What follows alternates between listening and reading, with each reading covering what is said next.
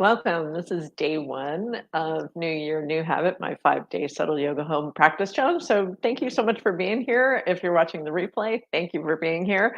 We're going to get started in about 15 minutes. Well, actually, it's about 14 minutes now. And so, I always come on about 15 minutes early just to make sure everyone can find me. Um, you want to hit that like and subscribe button if you're on YouTube. You want to make sure you turn on notifications if you're on Facebook so that you make sure that you can find it. And one of the tricks, of course, is to refresh your page. It can be difficult to find the videos when you're looking for live videos, but which is why we give you 15 minutes. So we hope you made it. Thank you so much. Welcome. It's really nice to have you here. And I'm really excited about this new year, new habit challenge because I think forming a new healthy habit of doing yoga is one of the best things you can do in your life, to have the time and the place to create the time and the place in your life for it, for practice. And then you get to reap the benefits. It's incredible. And the way that I teach yoga, subtle yoga, is about the brain and the nervous system. And it's also about the mind and mental health and psychospiritual awakening. I bring all that in, but the focus is we use the nervous system. How do we get to the nervous system? We use the breath. We use the breath to get to the nervous system to help you build greater resilience. So we use the breath in asanas in very unique ways. It's not just inhale up, exhale, arms down. It's a very unique way to use the breath. I'm going to show you how to do that. And it's a way that we can create more resilience in the nervous system, more balance in the nervous system. We optimize the respiratory structures in order to be able to do that. So, and this is a traditional form of yoga. A lot of the stuff I've learned from my Vini yoga teachers. I bring a little qigong into what I do. We're going to be doing that today. I've learned stuff from my teachers, my traditional Indian teachers. All of it is something that I've created in this form of yoga I call subtle yoga, to help you balance the nervous system. And I can't think of anything more important right now at this time. Things are increasingly stressful out there in the world. And so bringing balance to the nervous system, I think, is a priority. That's the way I've always loved using yoga this way. I was teaching accessible yoga before there was anything called accessible yoga. I mean, I've always wanted my yoga to be accessible. I've always wanted it to be nervous system focused. And any like fitness stuff is a lovely side effect. That's the way I think about it. It's like fitness is a lovely side effect of yoga. It's not the focus. The focus for me is that brain and nervous system. And there aren't a lot of people out there teaching this kind of yoga because it's most people aren't trained in it. People will be say like, "Oh, do slow flow," but they're not necessarily trained in understanding how to work with the nervous system in with asana or pranayama. They're not necessarily trained in that. I am trained in that, and that's what I like to teach. So, it's a little bit harder to find. It's really easy to find like handstands and really easy to find, vinyasa flow kind of stuff. I do not teach slow flow. That's not what I do. It's very different. And although it's great, like I love all the yoga that's out there, it's great, but what I do is a little bit different. So I hope that you get a little taste of that today and see how it might be beneficial for you. Um, and let me say one other really important thing, which is that it's very, very difficult to make any kind of draw any conclusions or make any kind of judgment about this practice based on one simple experience. Very difficult. This is the kind of practice you need to do more than once to understand it, which is why I'm doing a 5-day challenge. So, come every morning if you can, watch the replay if you can't come at 10 a.m. Eastern, and give your system a time to adapt and shift and understand the benefits of this practice, because it can be really hard if you only do it once and then you're just like, whatever, you know. But many of my students will tell you after practicing for a month, they felt something different. So these practices will be available until January 31st, so you can watch them as many times as you want. So many of my students will say they felt different after a month, they felt different after 2 months. And after a year or two, they were like, it just things really changed for them after practicing this way regularly. And those of you who practice with me regularly, I know some of you are here right now, but feel free to go ahead and chime in about that. Leave a comment if you've been practicing with me for a while, how it has shifted your nervous system, how you've noticed a transformation or a shift because of these practices. Um, so we have 5 days of practice. Today is for resilience. Tomorrow we'll be doing a practice for a stronger back. On Sunday we'll be doing a practice for better sleep. And by the way, a stronger back. Like, what does that have to do with the nervous system? Everything. I'll explain that a little bit tomorrow. Sleep, of course, has so much to do with the nervous system. We'll be talking about that on Sunday. On Monday, we're going to talk about better energy, and then on Tuesday, we have a class for inner strength, for building inner strength. So that'll be more of that. We'll be using some mantra and more of the traditional tools to strengthen the mind. Um, and we have prizes. So all you have to do is leave a comment that says, I took the class and this is what my experience was. And you will be put into the draw for prizes. If you want to be entered twice, simply tag a friend. If your friend doesn't tag easily or you're on YouTube, we trust you. Put your friend's name up there and just send them the link. Just send them an email. And we trust you. So what could you win? Today you can win a subtle yoga tea mug. These are fun. Tomorrow's prize is a silk eye pillow, which is really nice. It's from India, and I've been enjoying these. I have a few of them. On Sunday, the prize is a subtle yoga thermos that can be hot or cold. Oh, I can't really see it in the light there. It could be hot or cold, but it's got a little subtle yoga logo on it. Everybody who enters, everybody who wins, by the way, will get a subtle yoga sticker for fun. No. And then also we have a t-shirt. Our second to grand prize, our penultimate prize, is a subtle yoga t-shirt, and you can tell us what size and we'll get it in the right size for you. And also, it comes in many colors.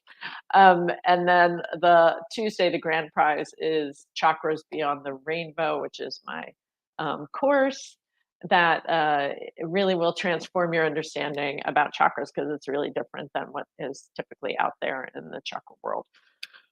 Okay, it's about chakras from a yoga perspective.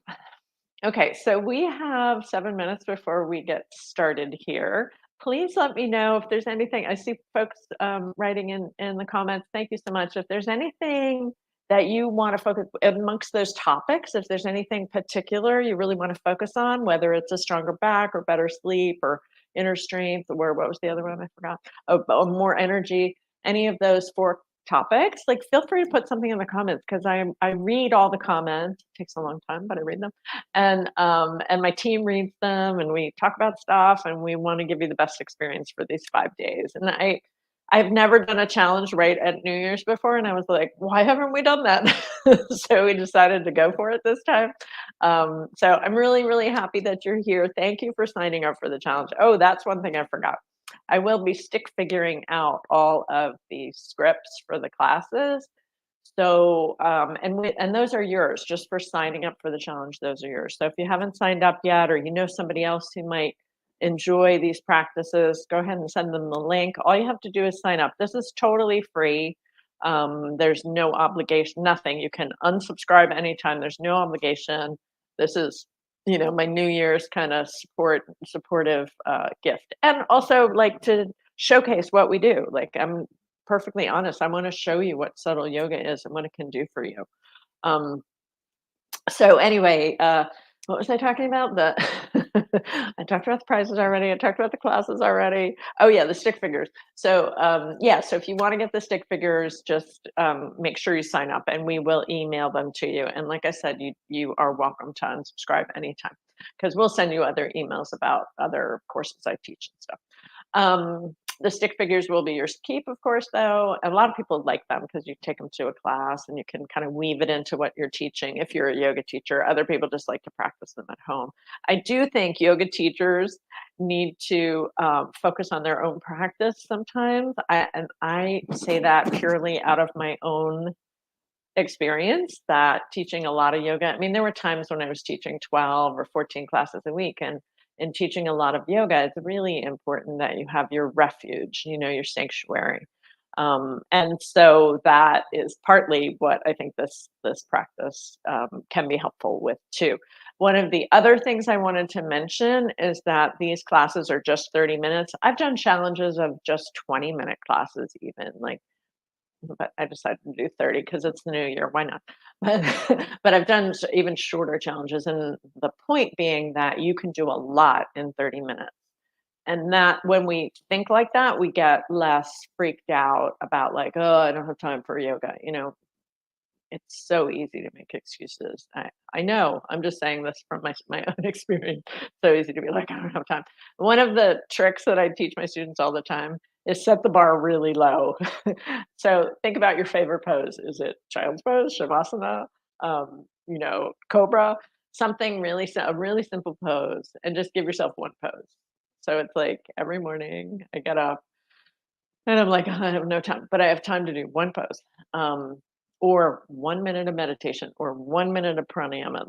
Like just set the bar low, and that way you are starting to create that what I like to call the groove in the space time continuum of habits. Like I'm creating that groove because every morning I get up, and I want to be perfectly clear. The way what the neuroscientists say is the way the brain changes is through repetition.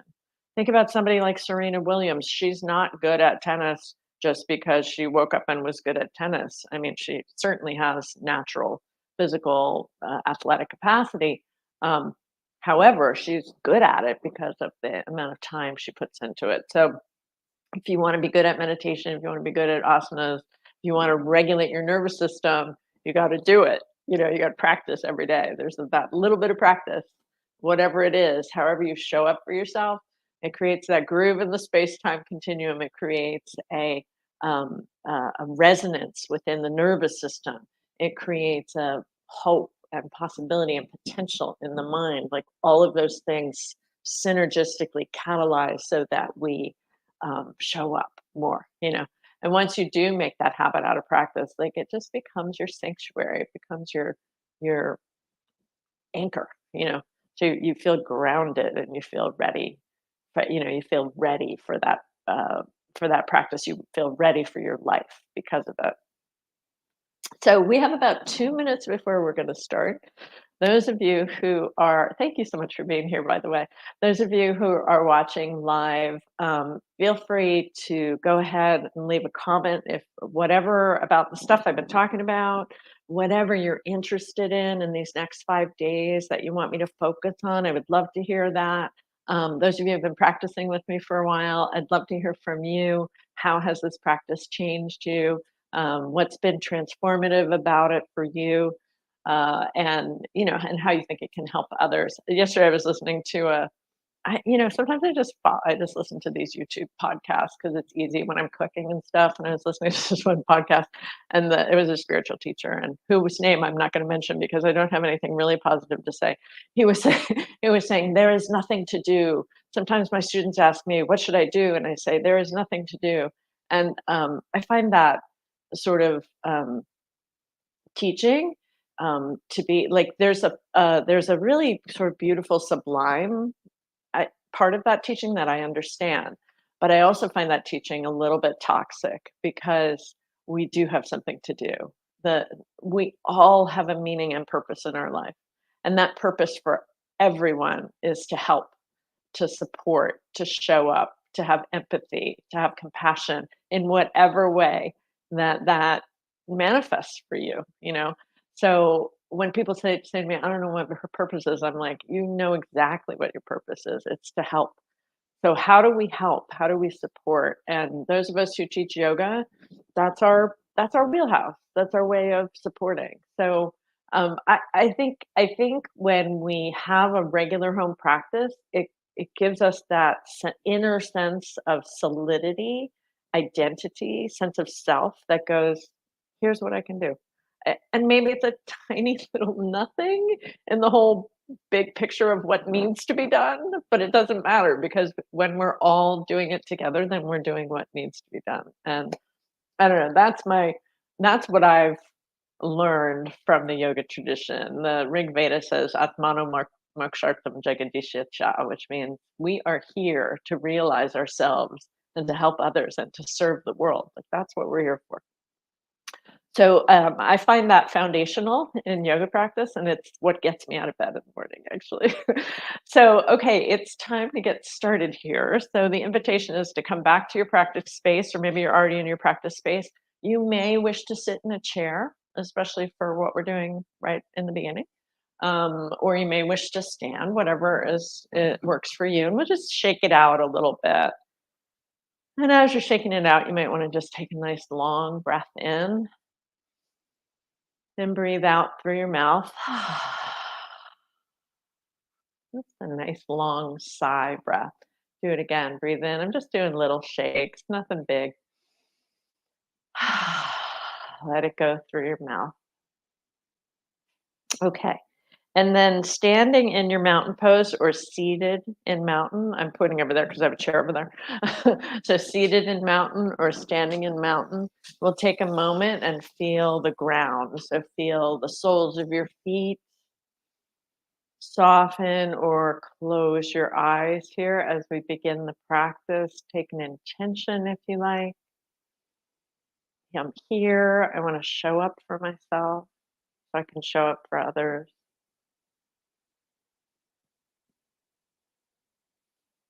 And let's begin. So the first pose is going to be a moving mountain. And as I said, you could do this in the chair. So on the inhale, the arms float up over the head, the heels lift. And on the exhale, the arms float back down and the heels lower.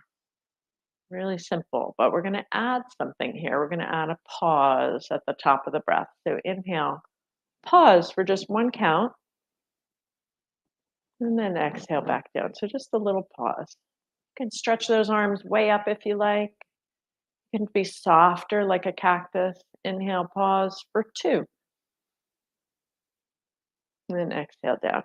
Your pause might be longer than mine. Your pause might be shorter than mine. Inhale, pause for three,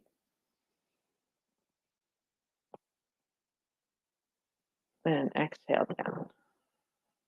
And then we'll do one more and we'll stay in the pose for a few breaths. So nice, long, slow breaths. And I invite you to use your belly on your exhale to really get the breath out so that your inhale can be really full and complete. And then use your exhale, use your belly on the exhale to soften a little bit. One more time. And then when you're ready, you can release your arms back down, let your heels come back down. And just pause here for a moment and kind of tune in and notice how that made you feel. Next, we're going to separate the feet and let the knees be just soft, bouncy soft.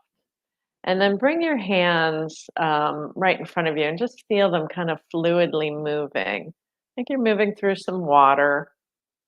You can, of course, do this sitting in a chair too. Moving the hands through some water until you kind of like bring them both together like you're holding a ball of energy. And I'm bouncing my knees a little bit as I'm making the ball of energy with my hands. Everybody has energy in their hands. And you can visualize this energy coming together in kind of a sticky ball. And then we're going to take that ball, we're going to lift it up over the head, take a breath in, then exhale it back down and soften your knees. And just lift your ball up. Breathe in. Now, some people might want to go all the way down, but you don't have to. Inhaling up and exhaling down one more time. And the next time you take that ball up over your head, go the other direction. So again, you could just do it with the arms, maybe softening the knees, which I recommend if you have low back stuff. But you might want to go all the way down too. Inhaling up, take your time. Exhaling down. And the next time you come up over your head, stay here.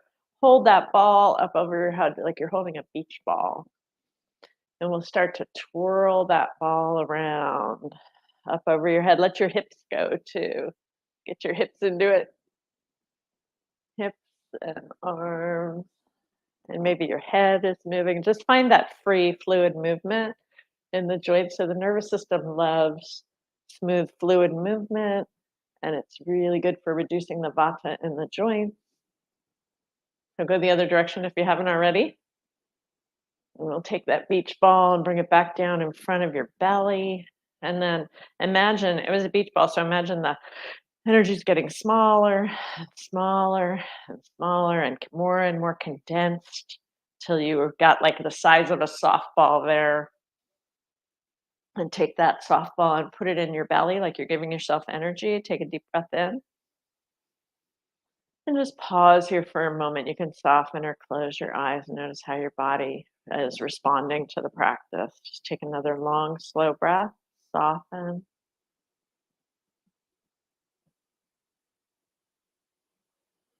Great. And then release your arms down and walk your feet back to a regular mountain pose and take a breath.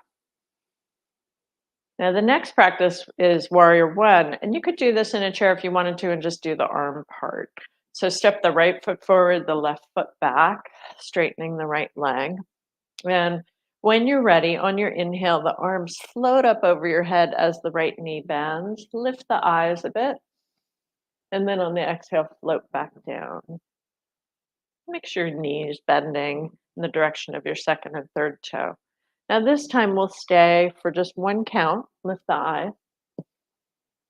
One count, pause, and then exhale down. And the hands are moving fluidly through space. Inhale, this time pause for two. And exhale, float down. So pause is not hold. There's no clamping. It feels like the breath is still coming in, actually. And this time, pause for three. It's a pause, not a hold. And stay here as you exhale. And do that again. Inhale, pause for three. Feels like you're still breathing in. Exhale, use your belly. So you really exhale, soften your elbows a little bit. You can also do cactus. Inhale again. Pause for three. And release down, straightening the front leg, stepping the back foot forward. So just to be mindful if you have any symptoms like you're feeling your heart racing, nausea, dizziness, it just means you're pushing the breath. So back off. Do less. It's always okay to do less. Take a breath and notice, tune in. And I hope that you're feeling a little tingly feeling in the peripheral part of the nervous system. Face, maybe hands, maybe feet, maybe upper body. And that tingly feeling is what in the yoga tradition we call brahmana. This is a little bit brahmana practice. It's nourishing. We're trying to nourish.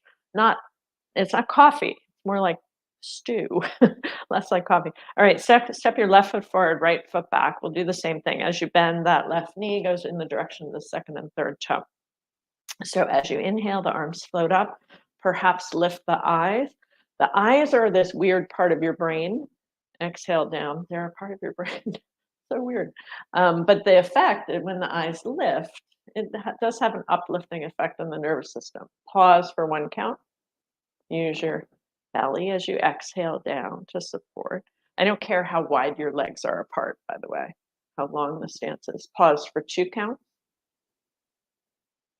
And then release down.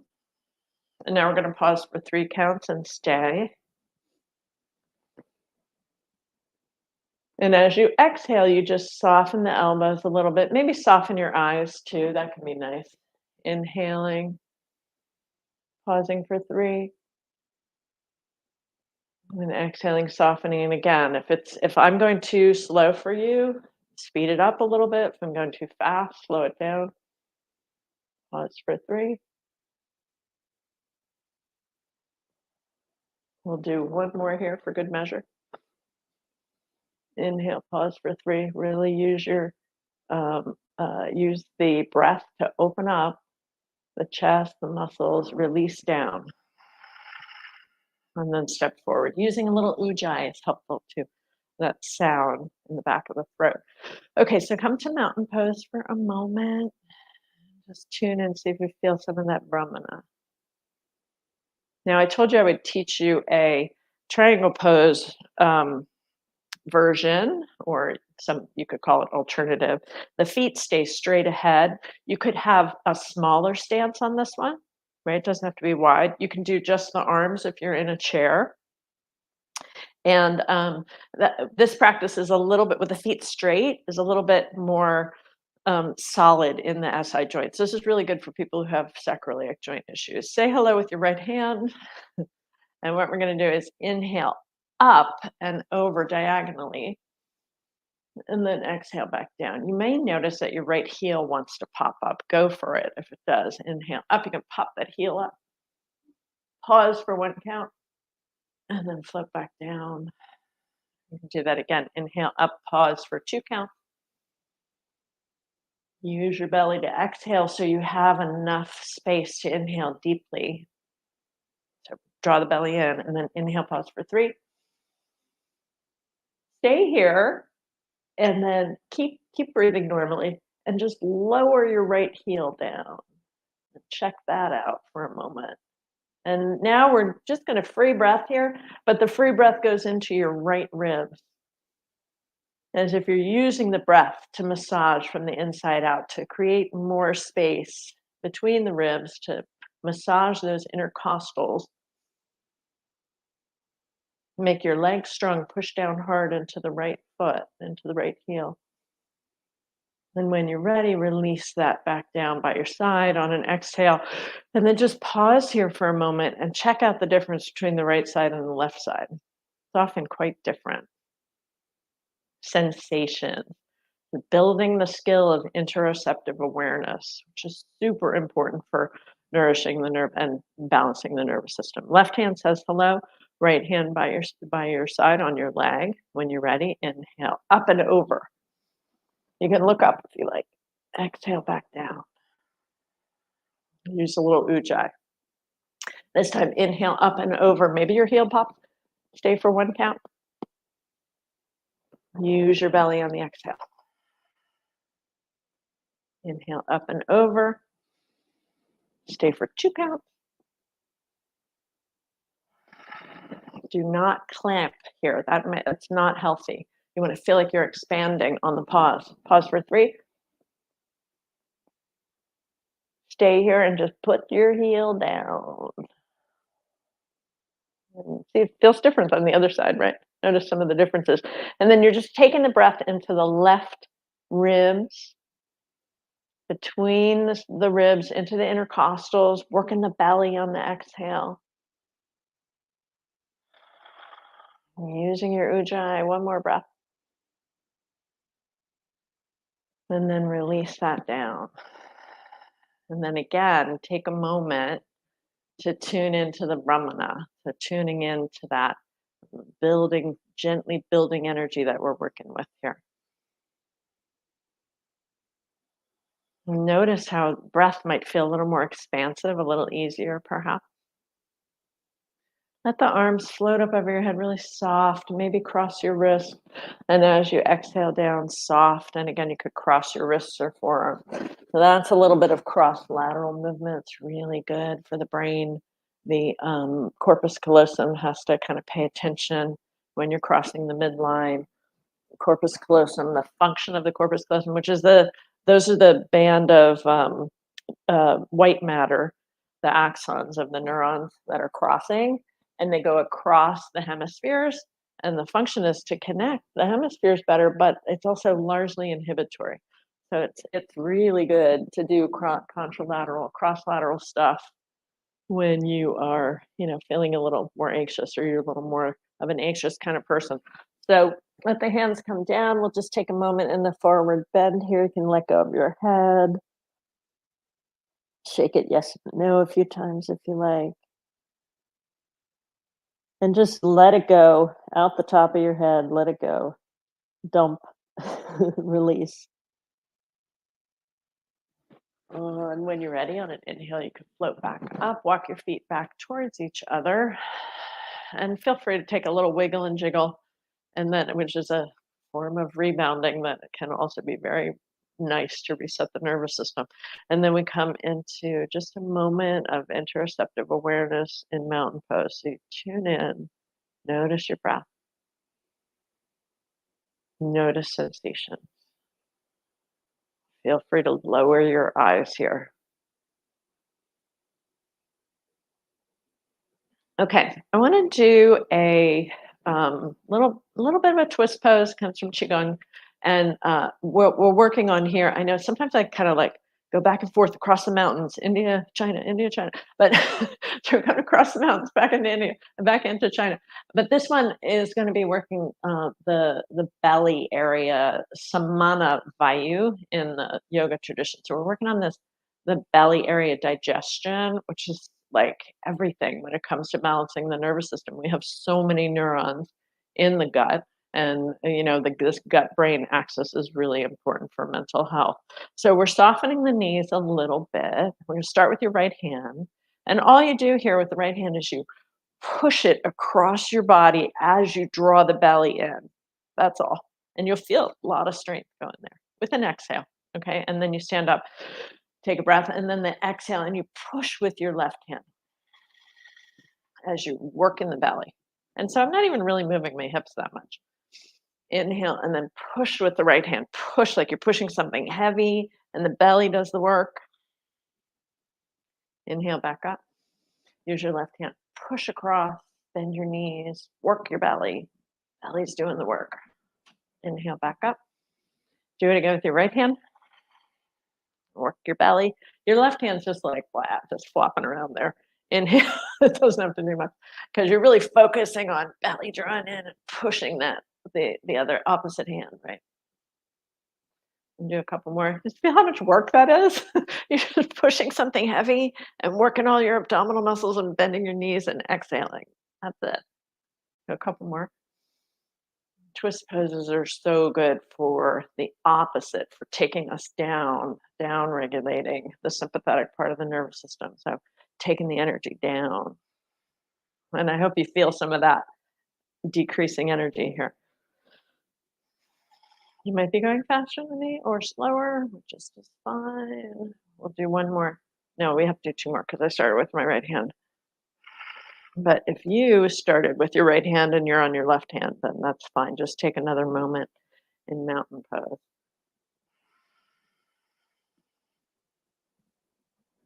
And then we'll come back to, when you're ready, just come back to mountain pose. Let's make our little ball of energy again between your hands, like the size of a softball. And then take a deep breath and put that into your belly. Just feel like you're filling yourself with a warm, grounding, soft energy. One more nice long breath. Okay, so very good. Let's come down to the floor. We'll come down to hands and knees. And we're going to do inhale, tabletop. Exhale, bend your elbows, child's pose. Okay, so let's do that again. So we're going to inhale, tabletop. Now we're going to reverse our little pause. So exhale, child's pose, and pause for 2 counts. Do it again. Inhale, full breath in. Use your belly on your exhale because that helps get the breath out. Get down to the floor or close to the floor and pause for 3. Do it again. Exhaling back. Now, this time you could pause for 3, or you could go more. If you want to pause for 4, that's fine.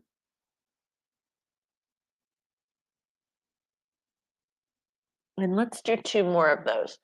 And these next 2, the invitation is just figure out, just kind of play with, how long do I want to stay here? Some of you might be like, I could stay here for 10 counts, no problem. And some are like, no, that's enough. So figure out what works for you. We've got plenty of time, right, to enjoy this. Linger. I like to say linger in your exhale here.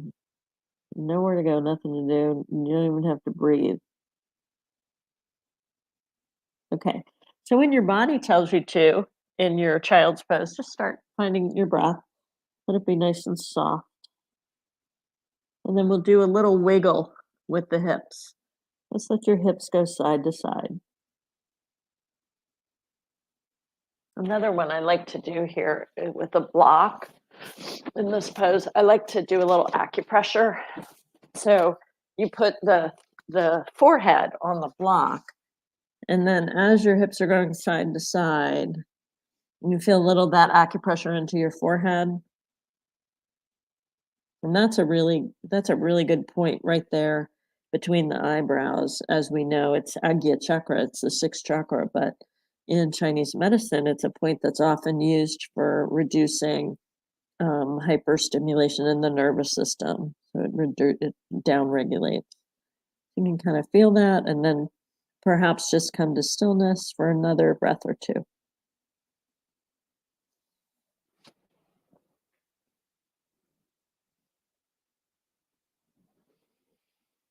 Okay, so take your time. Let's stretch out first onto your belly. Let's take your time stretching out onto your belly. We're just going to do a really gentle little cobra. So inhaling, lifting your chest and face, pushing down into your feet, and then lowering down. Just follow your breath. Take it like a journey, and we'll do three more. Take your time. Some people like to come up higher because it feels nice. It feels like a nice stretch. You're welcome to, as long as you know that it's not squishing your low back too much, right? I've worked with people that can straighten their arms and it's no problem.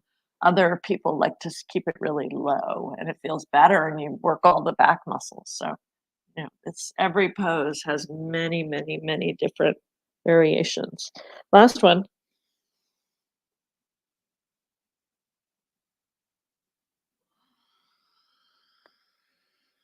And then a nice slow trip back to child's pose so you can feel some of the work you just did. Tomorrow's class will be doing lots of this kind of work on the back. Okay, so when you're ready, come on down onto your back and give your knees a hug into your chest. You can do some side to side rocking if you like, maybe circles. Again, the nervous system loves the smooth, fluid movement, but really loves circles actually too.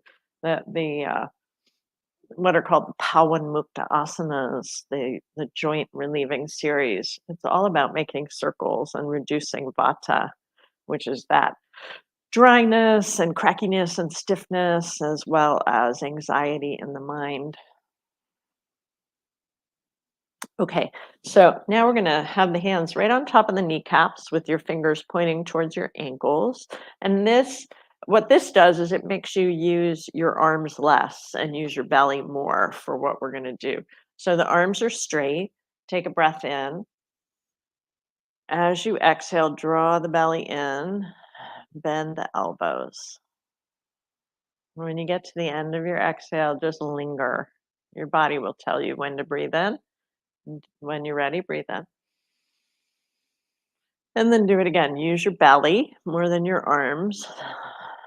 Draw the knees in. And now this time, a little pause, a little longer pause, rather.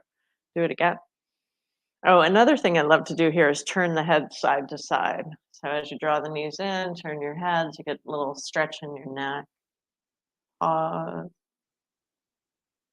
Inhale back up. And then turn your head the other way. And pause. And inhale back up. And we'll do one more on each side, turning your head.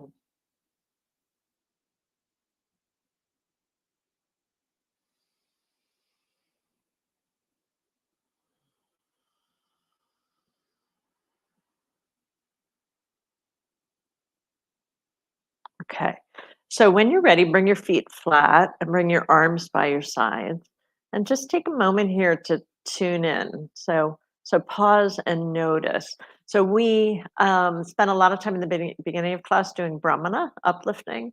And then the past couple of things we've been doing are more Langana, kind of, well, the Cobra's kind of Brahmana, but we did it in a Langana way. So Langana means like down regulating. And these, by the way, are the original terms from Ayurveda and yoga therapy of energizing and relaxing, which unfortunately in the yoga world became yin and yang, which, and don't get me wrong, I love Chinese practices, right? As you can see, I bring them into everything I do. But it would make more sense for us to be using the terms Brahmana and Langana rather than yin and yang because, yoga is mostly from India, although there was certainly Plenty of exchange going on in the trade routes back in the day. So see if you can feel some of the lungana, some of the down regulating that we've just done, some of that reducing energy. Okay, so what we're gonna do next, take the arms out to the side and then take your knees into your chest. Now I wanna just be honest here and provide some I don't want to say caution, but be careful because some people do better with the feet on the floor, right? And it just feels like you can control it more. So and you got low back stuff that you definitely want to do that. Keep it lower. Otherwise, knees to chest, take a breath in, take your knees over to the right as your head looks to the left, and then inhale back up. And then take your knees over to the left. Don't have to go all the way down, by the way, as your head looks to the right. Inhale back up. Now, this time, take your knees over to the right. Your head looks to the left. And then we'll pause for 2 counts. Inhale back up. So pause at the end of your exhale. Again, there's no clamping. There's no clenching. It's just soft. And the legs go left, head looks right. Pause for 2. Inhale back up. And now take your knees down to the right. Your head looks left, and we'll stay here. So you can stay here with that pause of 2 if you like, or breathe in and then pause for 3 at the end of your exhale. And breathe in and pause for 4 at the end of your exhale. Do that one more time. So if any of it's too long, you're gasping for breath, it means you're over breathing. You want to back off. And then inhale the legs back up. When you're ready, exhale them to the other side. And same thing we're going to do here. So it'll be exhale to like 3, your head turns the other way. I'm just looking at the camera. So it'll be like exhale to 3, and then maybe to 4. I'm sorry, it's the pause that's 3 or the pause that's 4 at the end of your exhale.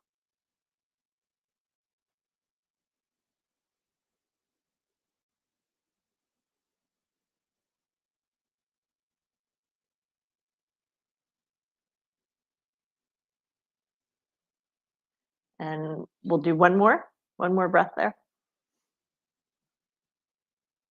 And then inhale back up and give yourself a little hug. So draw the knees in. You can do rocking, or you can go back and do a couple more apanasana if you like. That's this one, knees away, knees to chest. And then the invitation is to get ready for Shavasana. So you could put a bolster underneath your knees here. You can put a blanket on top, depending on where you are in the world, if you're cold. And we just have 1 minute for Shavasana because I want to make sure we finish in 30 minutes. But you are welcome to stay as long as you like in your Shavasana. So I'll guide you for about a minute and then I'm going to end the video and you can stay as long as you like. Don't forget to leave a comment so you can get entered for prizes. And I hope you join me tomorrow too at the same time. Okay, so so coming into your Shavasana, take a moment, kind of tune in. Notice what we did to the nervous system. And if you don't notice it, it's okay. It's okay. Like I said, you may need to try this practice 5 times or even 30 times before you really start to understand it. But reflect a little bit. What happened when we were kind of building the energy a little bit, that Brahmana, or what is often called yang, that more intense energy? What happened when we were reducing the energy at the end there, the Mangana? How did that feel different? And how does the whole thing land in your nervous system?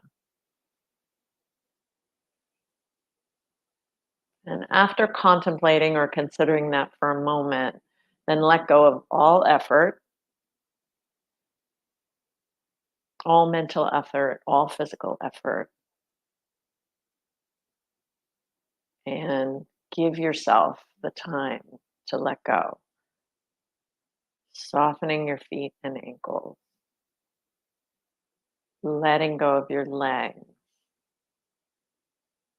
Give yourself the time and space to let go of the intrinsic tension that often gets somaticized from the mind into the body, letting go of the arms and the shoulders and the hands, softening the torso, softening the face, and letting go of anything else you need to let go of.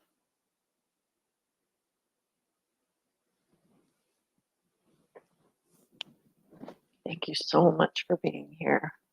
Lots of love, and I hope to see you tomorrow.